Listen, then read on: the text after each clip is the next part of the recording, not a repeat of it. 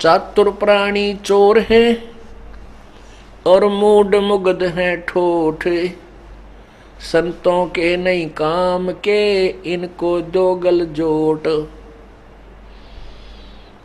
चातुर प्राणी चोर हैं, ये नकली संत बन रहे थे, नकली गुरु बने बैठे थे, विद्वान ब्राह्मण पंडित बन बैठे, इनको कोई ज्ञान नहीं था।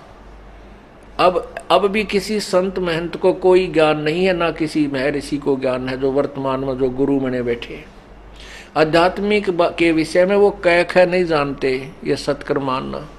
और यही बात दास की कड़वी लगती है, जो पुण्यात्मा प्रथम बार सुनता है सत्संग को, इस दास की कटु सत्य को, तो उनको दुख आता है कि ये पता नहीं क्या बन बैठा, अपने आप को सबसे ऊपर मानता। नहीं, दास ना ऊपर मानता, ना किसी से तला मानता। दास तो सिर्फ एक वक्ता है, एक प्रवचन करता है परमात्मा की महिमा का, और जो ज्ञान है वो सदग्रंथों में विद्यमान है। दास तो जो का तो बता रहा है, ना इसमें ऊपर ना नीचे, ना मेरा बनाया हुआ ज्ञान है, प्रभु दत्त ज्ञान है, उसको तुम्हारे तक एज ए लाउड स्पीकर आपको सुना रहा हूं बोलकर। इसमें ना बड़ा है और ना छोटा हूं। तो वो ये सोचते हैं कि अपने आप को विद्वान मानता है। नहीं, एक ही है विद्वान, है तो परमात्मा पूर्ण ब्रह्म कबीर साहब, उसके अतिरिक्त कोई विद्वान नहीं है। सब उसके बच्चे हैं और उसी से हमने ज्ञान ग्रहण करना है, और उसी के ज्ञान को दास सुनकर समझकर आप तक पहुंचा रहा है। बस इतना सा काम है।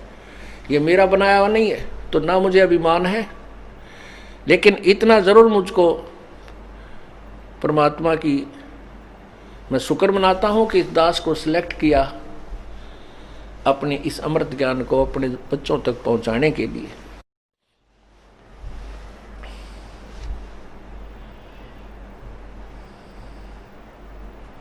तो क्या कहते हैं कि चातुर प्राणी चोर हैं, मूड मुग्ध हैं ठोठ, ये संतों के नहीं काम के, इनको दो गल जोट।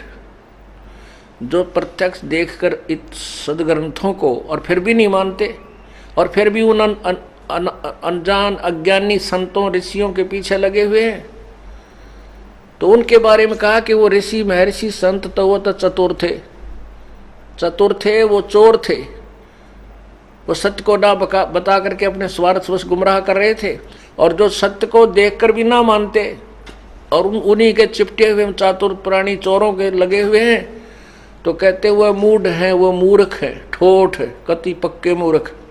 तो कहते वो संतों के योग्य भी नहीं है, वो तो वहीं पड़े रहे, उन संतों के पीछे लगे रहे, दोनों नरक में जा पड़े।